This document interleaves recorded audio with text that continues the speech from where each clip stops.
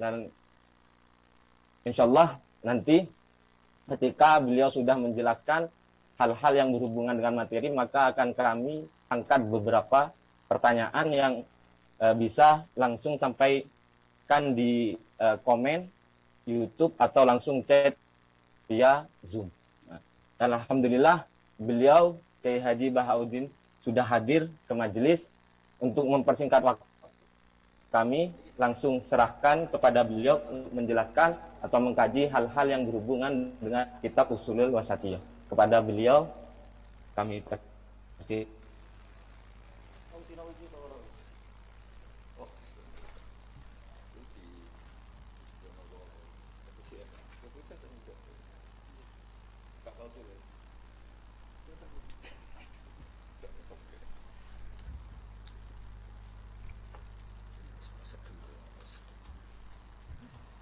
Assalamualaikum warahmatullahi wabarakatuh. Alhamdulillahirabbil alamin wassalatu wassalamu ala asyrofil mursalin sayyidina maulana Muhammadin wa ala alihi washabbihi ajmain. Amma ba'du. Yang kita hormati bersama, yang sangat saya hormati Profesor Al-Habib Abdullah bin Muhammad Baharun selaku Rektor Universitas Al-Ahqaf Yaman. Teman-teman yang di Yaman yang sedang menuntut ilmu yang saya hormati, khusus selaku Suriah PCINU Mas Agus Asro Halim dan Mas Khosi An-Najah selaku Ketua Tanfidiyah. Teman-teman thalabatul ilmi yang ada di Yaman, biasanya kalau di Indonesia wasatiyah itu disebut atau diterjemahkan atau dialihbahasakan moderasi Islam.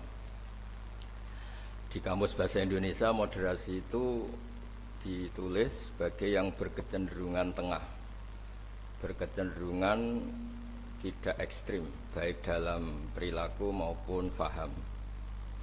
Juga dijelaskan moderasi adalah sikap mau mendengar orang lain. Dan alhamdulillah berkahnya teman-teman di Yaman, saya punya kitab Ushulul Wasatiyah, saya baca khatam, dan itu persis seperti keyakinan-keyakinan kita yang punya sanad muttasil sampai manhaj Wali Songo. Kita punya sekian kasus dalam sikap manhaji. Dulu perempuan itu tidak boleh belajar karena takutnya kalau belajar itu terus bisa nulis, bisa WA-an, terus takutnya bisa pacaran. Tapi lama-lama itu diketahui kalau terlalu lugu malah jadi korban, jadi objek karena mudah diakali, mudah dikibuli, mudah difitnah. Begitu juga dulu ketika perempuan jadi polisi itu pertanyaannya itu aktivitas lelaki sehingga perempuan tidak boleh. Tapi setelah mendengar beberapa kasus kriminal misalnya pengedaran narkoba itu banyak yang disembunyikan di alat-alat yang khasnya perempuan. Sehingga semenjak dijelaskan polisi kalau itu narkoba disembunyikan di alat perempuan atau alat kelamin, kalau polisinya semua lelaki kayak apa? Sehingga terus mulai tahu pentingnya polisi perempuan. Begitu juga untuk ngecek kasus-kasus pemerkosaan. Itu kalau yang ngecek lelaki kebetulan tidak soleh bisa tidak karu-karuan itu. Kriminalnya semakin banyak. Kedokteran juga gitu dan seterusnya dan seterusnya. Ini barokahnya mau mendengar. Jadi mendengar itu penting, meskipun pendapat itu kita tidak cocok, tapi kalau mendengar itu penting. Dan awalu hadad din itu ya diperdengarkan. Dulu Rasulullah SAW pertama jadi nabi itu ya memperdengarkan orang. Beliau at-tahaddi bin nubuwah, memaklumatkan diri kalau sekarang beliau itu nabi. Dan barokahnya memperdengarkan itu ada logika nubuwah yang didengar oleh orang-orang kafir. Kemudian sebagian mereka itu Islam. Karena logika yang terbangun sudah ada, mainstream sudah ada. Misalnya kalau problem banyak, resiko banyak, ya Tuhannya harus banyak. Maka pertama Nabi jadi Nabi itu digugat dengan kalimat aja'alal alihata ilaha wahida inna hadza lasyai'un ujab. Masa urusan kita banyak, kemudian Tuhannya satu. Kalau urusan kita banyak, Tuhannya harus banyak. Itu logika mainstream saat itu. Sampai Nabi bikin logika tandingan, yaitu kalau kamu jadi buruh dan majikannya banyak, semuanya minta dilayani, semuanya minta diturutin, Anda yang bingung. Kemudian mereka setuju. Terus Nabi memberi satu pemahaman, Tuhan kamu adalah majikan kamu. Rabbukum sayyidukum. Dan itu kalau banyak, kamu akan bingung karena semuanya punya hak merintah, punya hak negur, terutama punya hak memberi sanksi. Itu yang disebut dorobawo masalah rojulan fihi syuraka umutasyakisuna wa rojulan salamalir rojul. Nah, logika-logika permanen ini yang disebut kita nggak boleh ekstrim karena semua cerita dulu Nabi itu sah ya. Sah itu meskipun itu nggak pilihan, sah. Sah mendoakan umatnya kena azab kayak zaman Nabi Nuh, Nabi Soleh. Kalau mereka nggak nerima ajarannya. Tapi itu pun setelah mimba dima ja'athumul bayinat, atau sebagian ayat disebut hatta ta'tiyahumul bayinah. Jadi sanksi itu setelah kita memberi penjelasan kebenaran itu terang welo-welo sejelas-jelas mungkin. Logika yang nggak bisa ditolak. Itu baru sah kita mengkutuk, baru sah kita menyalahkan. Sehingga semua nabi itu punya kemampuan fatona, kecerdasan yang orang itu nggak bisa ngelak. Dulu misalnya di fikih orang Medina itu abkhosun nas, orang yang paling buruk dalam timbangan, orang yang sering transaksi tidak cash, tidak nakdan. Misalnya beli mangga masih pentil itu sudah dibayari dengan asumsi jadi mangga tua. Itu sudah perilakunya ahlul Madinah zaman itu begitu. Terus Nabi datang, ara'aita in mana'awahu as-samrah fabima astahilu ahadukum ala sahibi. Kamu menjual dengan asumsi itu sudah mangga tua. Kemudian mesti harganya mahal. Bagaimana kalau masih pentil sudah kena musibah, kena angin? Lalu kamu mengambil uang itu atas nama apa? Atas nama mangga tua nyatanya yang didapat pentil, atas nama pentil masa iya harganya sebanyak itu. Akhirnya ada kesadaran bahwa muamalah seperti itu tidak sehat, tidak benar itu. Begitu juga logika-logika tentang ada seseorang pemuda yang mau masuk Islam tapi syaratnya dibolehkan zina. Sampai geger karena itu enggak etis. Ketika geger-geger Nabi tanya, ada apa itu? Ada syabun yadkhulu fil Islam tapi yasta'zinu fi zina. Dia tetap izin bisa zina. Kata Nabi, sudah enggak apa-apa suruh sini ya.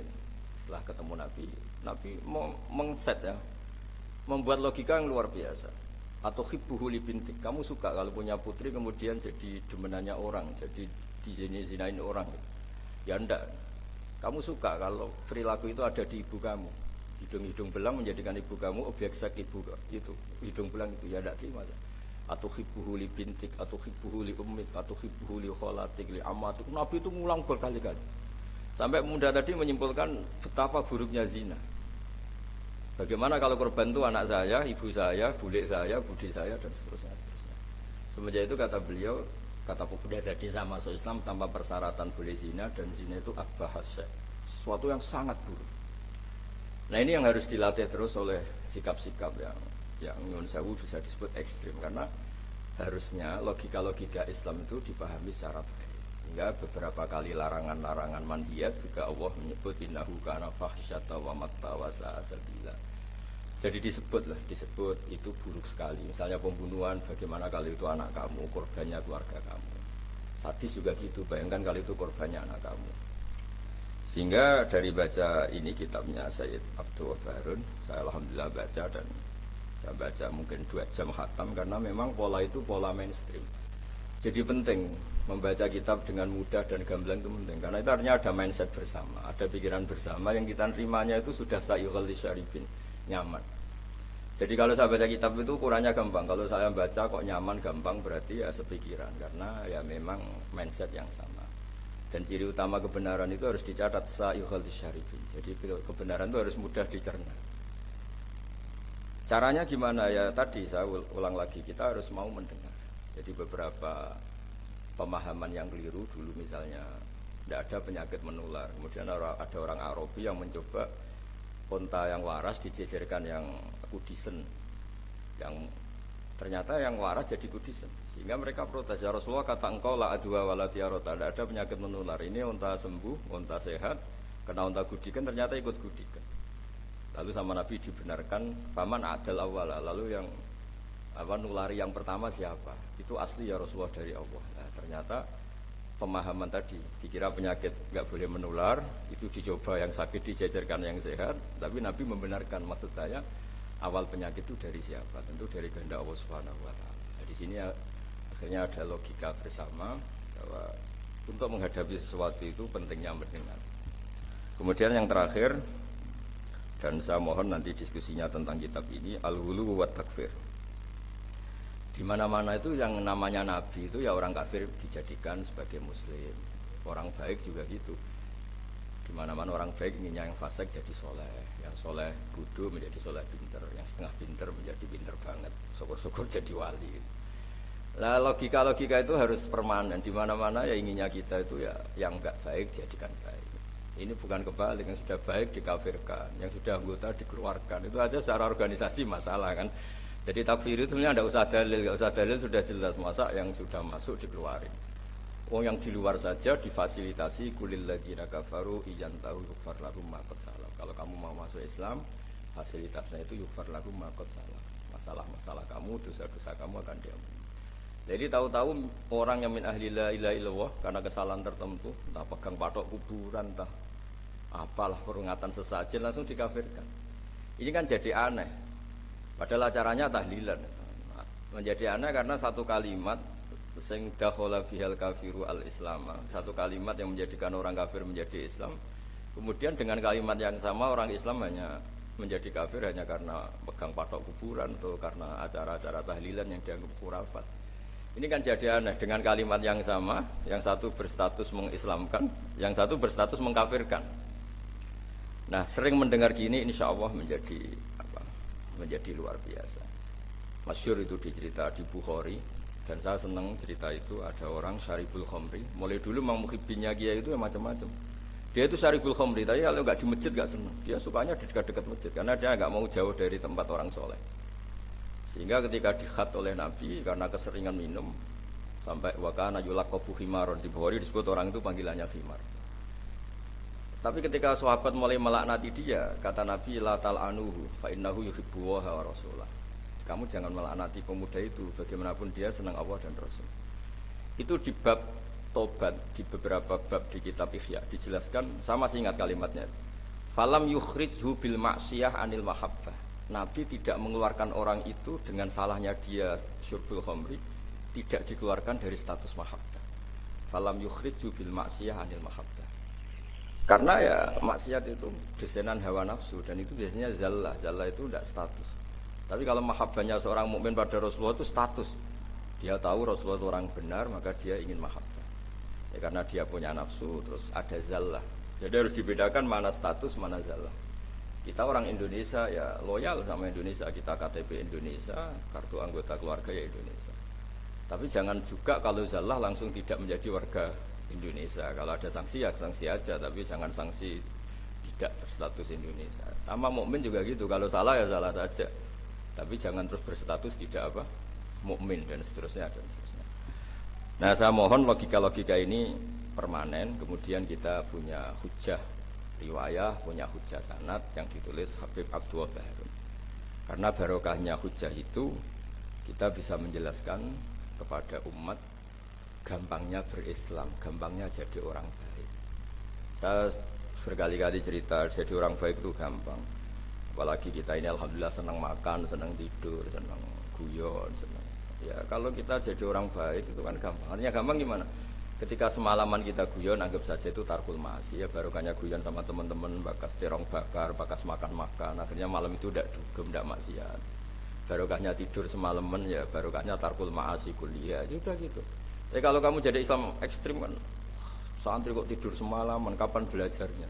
Harusnya tertanya dibalik, alhamdulillah tidur semalaman, kapan kamu bisa maksiat kalau tidur terus ya? Baru kan tidur terus, nggak ada waktu maksiat. Jadi kaidah-kaidah yang kita pelajari zaman ngaji itu, bahwa yang dikatakan taat itu apa?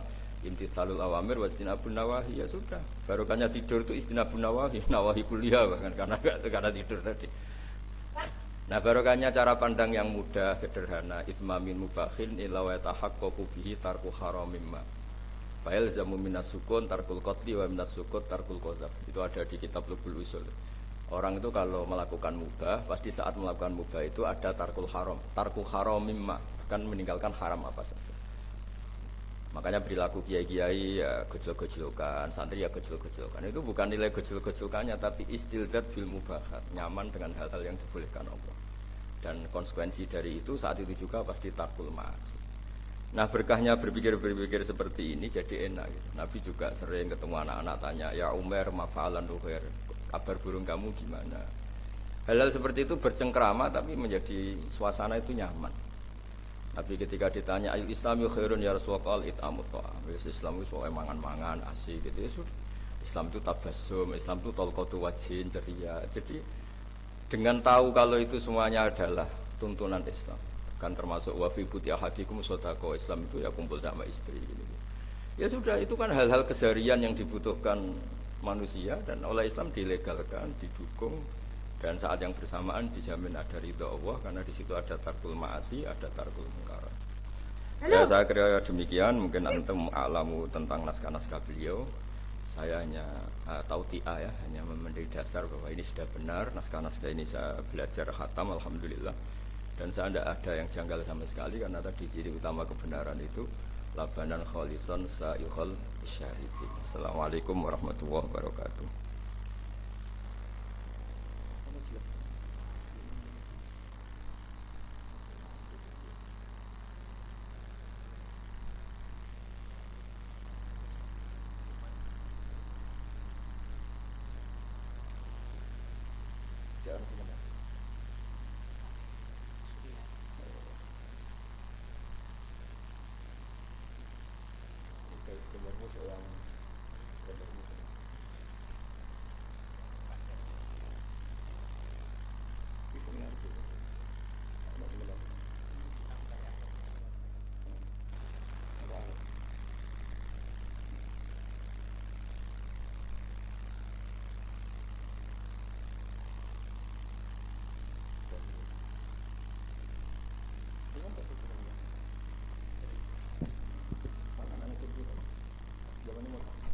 Waalaikumsalam warahmatullahi wabarakatuh.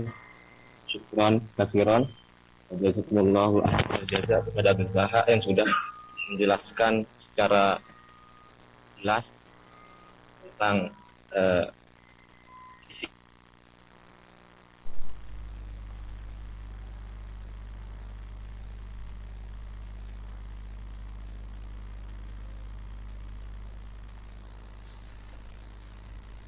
Mungkin kita langsung beralih terhadap sesi selanjutnya, yaitu tanya jawab dari peserta webinar. Baik pertanyaan itu disampaikan via komentar di YouTube ataupun dari via chat via Zoom.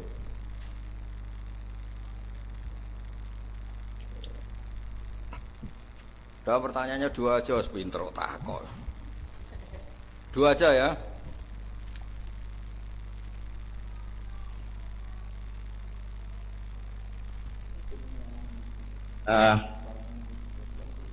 Ini ada beberapa pertanyaan yang masuk kepada link kami. Yang pertama itu dari saudara Upi Star tentang Syekh. Beliau pengen bertanya tentang trik Rasulullah dalam menghadapi orang yang ulu biar hati ini terus adem dan tidak jengkel terhadap orang tersebut. Di pertanyaan tentang masalah Rasulullah menyikapi orang yang terlalu ekstrim atau ulu, bagaimana menyikapinya? Langsung kami serahkan kepada Gus Daha untuk menjelaskan kami. Bismillahirrahmanirrahim.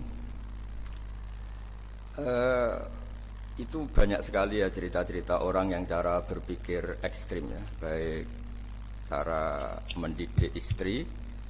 Contoh paling gampang yang dalam keseharian perilaku sosial itu misalnya tentang perempuan, tentang istri. Kata Nabi, perempuan itu didesain atau diciptakan dari mindilain a'wad, dari iga yang bengkok. Jadi kalau kamu memaksakan langsung lurus pasti patah, dan kalau kamu biarkan tetap bengkok. Dari situ aja sudah kelihatan Nabi itu ingin satu asumsi bahwa jangan paksakan suatu itu langsung lurus karena desainnya sudah mindilain a'wad. Sama seperti manusia, desainnya sudah al-insan mahalul khotok wan nisan. Kemudian Anda memaksa harus benar, itu kan jadi aneh. Wong mahalul khotok kok kamu paksa benar itu. Begitu seterusnya. Jadi pentingnya baca, pentingnya begitu juga tentang Nabi Adam. Pertama yang dikenalkan kita tentang Nabi Adam ya, beliau secara lahir diusir dari surga karena kesalahannya. Meskipun ada jawaban-jawaban tentang mimbabi hasanatil abrar sayyatul muqarrabin. Itu kan terus menjadikan orang itu begitu nyaman. Saya punya cerita, ada seorang guru dulu zaman Mbah Zubair ngaji di sarang, terus pulang ke Hajen. Dia merasa belum pinter, beliau merasa belum pinter, nggak berani ngajar, takut salah. Itu sama mas saya kajian disebut takut salah itu keangkuhan. Kamu tidak nabi kok takut salah, biasa aja kan. Jadi barokahnya pemakluman lah terhadap fitrah-fitrah keterbatasan kayak al-insan mahalul khotok wan nisyan. Ada keterbatasan manusiawi ini yang menjadikan kita dilatih untuk tidak ekstrim. Terus kedua, kata Nabi, bayangkan kalau itu keluarga kamu, itu anak kamu. Mungkin kalau kita dimaki-maki orang atau disalah-salahin orang kita jengkel. Bayangkan kalau itu anak kita. Bayangkan kalau itu keluarga kita. Masyhur itu di versi kitab Hikam, Syarhul Hikam itu. Di antara kenapa Nabi Ibrahim disuruh menyembelih anaknya, ini versi Syarhul Hikam. Di awal juz 2, saya beri penjelasan awal juz 2. Itu di situ dijelaskan. Jadi Nabi Ibrahim mengertikan diangkat ke alam malakut, kemudian sama Allah ditanya, gimana dengan orang-orang yang maksiat di bumi saya? Kata Nabi Ibrahim, ya kira-kira ahlikum ya Allah, karena innahum mereka makan rezeki engkau, akalu rizqoka, kemudian asauka mereka mendurhakai kamu. Engkau ya Allah, asauka mendurhakai engkau. Sampai ada contoh maksiat yang macam-macam. Dan Allah langsung nurutin. Suatu saat Allah minta supaya Nabi Ibrahim menyembelih anaknya. Nabi Ibrahim menjawab, innahu samratu fuadi, tubuh hati saya bagaimana saya sembelih. Terus kata Allah, kamu dulu apa anda ingat ketika di alam malakut usul begini-begini saya turutin. Dan sekarang saya usul kamu nyembelih anak kamu gak terima, alasan kamu itu anak kamu. Itu yang kamu usulin saya bunuh, itu hamba saya yang menciptakan saya, dan saya arham bi ibadi, saya itu sangat sayang. Enak saja kamu usul bunuh-bunuh gitu. Semenjak itu Nabi Ibrahim jadi awwah, jadi halim munib gitu. Ya sama seperti itu. Kalau kamu jadi keamanan pondok itu nasir orang seneng. Coba kalau yang nakal itu punya mbak yu cantik yang kamu bidik mbak yunya, itu berat betul itu mau nasir itu karena kamu punya kepentingan. Makanya saya sering guyon kalau ada pembantu mecahkan piring kok dimarahin pasti tidak cantik. Karena marahin orang cantik itu susah. Karena ya, artinya ya orang itu banyak kepentingan. Kalau ada orang nyulayani janji kok kamu marah karena orang itu tidak punya jasa. Coba kalau orang itu ngutangi kamu 1 miliar, terus dia nyulayani janji, wah kamu tidak bisa marah, nggak ditagih sudah seneng. Jadi sebetulnya kita marah itu bukan murni karena kesalahan orang. Kebetulan yang salah itu tidak orang yang berjasa sama kita, orang yang kita tidak punya harapan, dianggap orang nggak penting. Coba kalau yang salah itu perempuan cantik yang kamu seneng, atau orang yang bisa melantarkan kamu ke tempat pekerjaan, yang bisa mengasih status kamu, salah kayak apa, tanpa dia minta maaf sudah kamu maafkan. Nah seperti ini tuh melatih kita untuk tidak hulu, tidak ekstrim. Karena ternyata ekstrim kita ini berdasar nyun sewu nafsu juga. Kamu bisa marah sama orang yang ngutangin kamu, marah sama orang yang kira-kira itu adiknya kamu lamar. Kalau santri sudah tua-tua itu mungkin ngelamar buliknya, mungkin kalau sudah. Nah, itu kan kelihatan. Ya, makanya kita dilatih ada idhamul minnah ya, perasaan bahwa orang lain itu berjasa ke kita, supaya merasa utang jasa lah sama banyak pihak. Saya kalau jalan-jalan di daerah-daerah kemudian ada masjid, itu sadar Islam yang ngurusi tidak hanya saya, di mana-mana ya ada Islam dan itu pengurusnya tidak kita. Kamu jalan-jalan di mana-mana kita yang keluaran pondok-pondok besar, mungkin melakukan Islam ya ngajar di pondok, di madrasah. Tapi yang di pedalaman sana mungkin hanya seorang mudin, bahkan seorang PNS. Makanya Mbah Mun sering pesan suatu saat yang membawa Islam kemana-mana itu PNS. Karena PNS barokahnya dia muslim, dia di daerah tertinggal pun sama negara difasilitasi ada masjid, ada musola. Karena departemen-departemen di Indonesia pasti disediain fasilitas musola atau masjid. Barokahnya itu Islam menyebar di mana-mana. Karena konsekuensi dari pegawainya yang muslim sama negara dibikinkan masjid. Dan barokahnya yang bikin negara semuanya tertata rapi langsung jadi. Coba kalau kita yang ke desa-desa tertinggal, kita sendiri miskin mau cari sumbangan juga sama orang yang belum peduli sama Islam. Tapi kalau Anda dokter misalnya, masuk ke pedalaman Irian karena Anda dokter muslim, sama negara difasilitasi ada musola, ada masjid. Dan karena Anda tugas negara, dilindungi keamanannya di macam-macam. Makanya kata Mbak Mun, kamu harus tahu gak suatu saat yang menyebarkan Islam itu ya PNS. Ya tentu santri pastilah, santri kiai pasti. Tapi juga kita nyadari di beberapa negara non muslim ada masjid besar ya bawaannya kedutaan, karena kedutaannya muslim, kedutaan kita muslim, barokahnya itu dibikinkan masjid.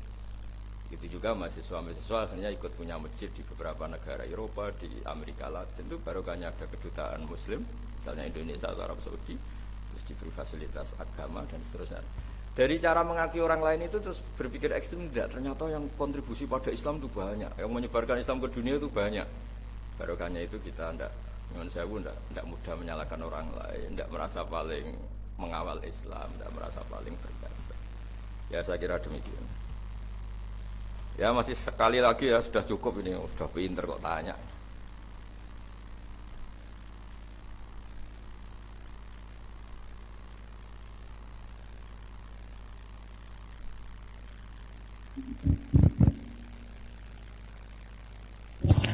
Nah, di sini ada pertanyaan terakhir ya dari via YouTube tentang bagaimana konsep wasatiyah dalam membela negara. Bagaimana cara kita atau ajaran wasatiyah dalam hal-hal yang berhubungan dengan membela negara. Kepada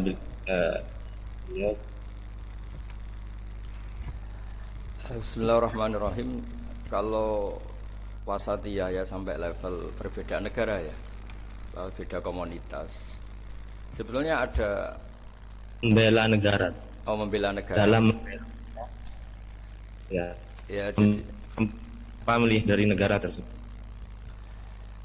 Kalau sampai membela negara dengan arti menjaga wahdatil ummah, ya kita tetap pakai fikih saja. Misalnya kita tetap senang kalau al-mu'min itu siapa, al-muslim itu siapa. Al-muslim itu man salimal muslimun min lisanihi wa yadihi. Orang Islam itu orang yang orang lain itu tidak mendapat kesulitan karena perilaku dia ya, baik perilaku lisan maupun perilaku min lisanihi wa yadihi. Jadi kita dukung stabilitas negara. Kalau negara ini kacau juga orang Islam dari pekerjaan susah. Kalau negara stabil kan tidak yaktulu ba'duhum ba'da, tidak saling bunuh, tidak saling apa. Tapi kalau barokahnya kita dukung negara dengan makna stabilitas terjaga kan, yang orang-orang miskin bisa kerja di pabrik, guru-guru bisa ngaji, orang Islam bisa sholat nyaman. Jadi sebetulnya mencari dalil-dalil gitu itu mudah. Dalam keseharian kita pasti komitmen pertama orang di biat Allah atau akhdul mitsaq itu ya la tasfikuna dima'akum wa la tukhrijuna anfusakum min diyarikum. Orang tidak ditumpahkan darahnya, tidak diusir atau tercerabut dari komunitasnya. Caranya gimana? Ya negara ini harus stabil. Nah, caranya stabil gimana? Ya kita tidak ngambil sikap-sikap yang kontraproduktif, yang ekstrim. Tapi semua itu tetap demi aturan yang diterapkan Allah dan Rasul. Itu siapa? Al-muslim man salimal muslimun min lisanihi wa yadihi. Atau orang mukmin itu siapa? May ya'manu jaruhu bawa'iqahu. Orang mukmin itu orang yang di sekelilingnya itu merasa tidak akan kenapa-apa. Mukmin juga gitu, man amina, orang yang di sekelilingnya juga yakin tidak akan kena musibah karena dia. Nah, hal seperti itu, dalil-dalil seperti itu memang harus dihafalkan sehingga tertanam di hati. Jadi sebenarnya Islam itu gampang sekali, mudah sekali, karena fitratallahi allati fataran nasa 'alaiha. Saya lama sekali hidup di Jogja, ya sering ketemu pakar-pakar di Jakarta. Itu mereka berpikir jelimet kayak apa? Asal itu maslahat, pasti padanan itu dalam Islam itu ada. Karena Islam ini sudah sempurna, al-yauma akmaltu lakum dinakum. Sehingga ya cara bernegara kita ya gampang saja. Cara bernegara kita ya kita jangan bikin problem untuk negara ini yang ganggu stabilitas. Kalau stabilitas terganggu, potensi yaktulu ba'duhum ba'da, potensi saling keos, saling bunuh, terus orang juga cari pekerjaan susah, terus cara hidup sosial jadi kacau. Nah, saya ingin hal-hal seperti ini tertanam sehingga kita bernegara itu ya tetap diilhami atau dipandu oleh hukum-hukum Allah Subhanahu wa taala. Sebut man kana maitan fa ahyaynahu wa ja'alna lahu nuran yamshi bihi finnas. Jadi Allah tidak menghentikan fil madaris wa fil masajid, tapi menghentikan yamshi bihi finnas, nuran yamshi bihi finnas. Kita ketemu siapa saja itu dipandu nur Misalnya saya ketemu orang bodoh, wajib aliyah ta'limuh wa irsyadu, saya harus mengajarkan dia. Ketemu orang fasik, dulu semua nabi kalau ketemu orang fasik inginnya ya membina dia. Kalau enggak ya da'alahu, didoakan sapa mahdi qaumi fa innahum la ya'lamun. Ketemu orang yang nyon saya mudzabdzabin, enggak jelas seneng kita atau enggak, ya enggak perlu diteliti dia seneng apa enggak. Kata Nabi, saya diperintahkan Allah tidak untuk angkuba quluban nas, tidak untuk meneliti hati manusia. Sehingga dengan cara seperti itu Anda bernegara di Indonesia atau sedang jadi tamu di negara lain karena kita belajar, hukum-hukum yang kamu fahami itu tetap memandu Anda. Itu disebut nuroi yamsi bihi finnas, selalu membawa nur yang kita bawa kemana-mana saat kita ketemu komunitas yang macam-macam, pengalaman yang macam-macam. Makanya saya semohon-mohonnya tradisikan menghafal, itu sanad kita. Guru-guru kita di sarang, di mana-mana, keluarga saya sendiri. Nomor satu itu hafalan. Karena barokahnya hafalan itu misalnya kita mau menyakiti orang lain atau bikin sesuatu yang jadi bumerang ya bagi bangsa ini, langsung ingat al-muslim man salimal muslimun min lisanihi wa yadihi. Jadi intinya terbiasa berpikir supaya kita jadi orang Islam yang benar-benar orang yang salimal muslimun min lisanihi wa yadihi. Ya saya kira demikian dan mohon maaf atas segalanya. Assalamualaikum warahmatullahi wabarakatuh.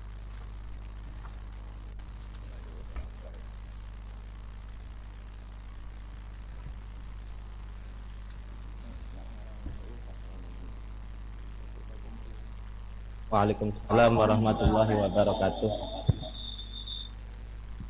Alhamdulillah, beliau sudah menjelaskan dengan sangat jelas mengenai hal-hal yang berhubungan dengan kitab Ushulul Wasatiyah.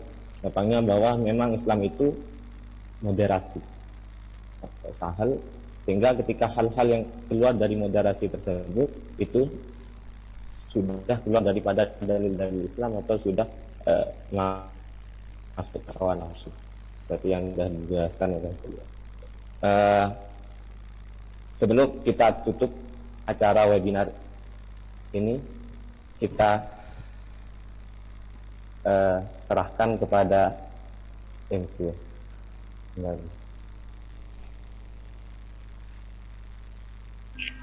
Terima kasih kepada moderator yang telah menyerahkan waktunya. Dan acara selanjutnya yaitu doa yang akan dipimpin langsung oleh beliau Al-Mukarram yang kami muliakan, Kiai Haji Bahauddin Nur Salim. Kepadanya kami persilahkan. Al-Fatihah. A'udzubillahi minasyaitonir rajim. Bismillahirrahmanirrahim. Alhamdulillahirabbil alamin arrahmanir rahim. Iyyaka na'budu wa iyyaka nasta'in. Ihdinas siratal mustaqim. Siratal ladzina an'amta 'alaihim ghairil maghdubi 'alaihim waladdallin. Bismillahirrahmanirrahim. Nahmaduka ya ghafur ya syakur wa shalli wa sallim barik ala sayyidina wa ala Muhammadin sallallahu alaihi wasallam. Allahumma ya bi haqqi dzatikal 'aliyyah ij'alna aminin mutmainin alladzina la khaufun 'alaihim wa la hum yahzanun waj'alna salimin wa ghanimin mu'afin min kulli bala'in dunya wal akhirah. Allahumma arham mata habibika Muhammad wa aslih mata habibika Muhammad wa tajawaz mata ya habib Muhammad waj'al ya wa bainana bainahum mawaddatan wa tawaddudan fika ala kafika. Allahumma ya Allah alif baina qulubina wa aslih dzata bainina. Allahumma alif baina qulubina wa aslih dzata bainina. Allahumma alif baina qulubina wa aslih dzata bainina. Waj'al hayatana ya wasiyatan lana fi kulli khairin wal mauta rahatan lana min kulli syarrin. Waj'al ya ilahana ya Allah hadi balda wa sayra biladil Islam ya Allah aminatan rakhiyah mutmainnatan ya Allah tajri fi ahkam. Waj'alna ya Allah mimma yarjuka daiman wa fi kulli hal.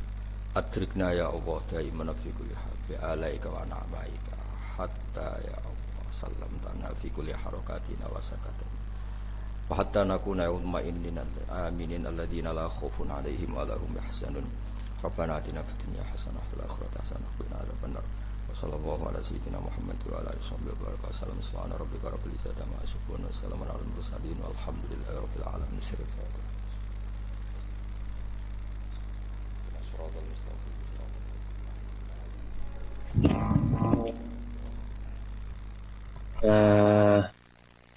Sekali lagi kami ucapkan terima kasih yang sebesar-besarnya, beribu-ribu terima kasih pada beliau Kiai Haji Bahauddin Nur Salim yang telah meluangkan waktunya, yang telah memberikan mauidhah dan memberikan penjelasannya pada kita semuanya. Dan terima kasih juga kepada para penonton semuanya, para pemirsa, kepada para anggota dan audiens yang menyaksikan acara ini dimanapun kita berada. Semoga kita mendapatkan faedah yang sangat banyak. Semoga kita mendapatkan manfaat dari barokahnya guru-guru kita, termasuk barokahnya beliau Kiai Haji Bahauddin Nur Salim.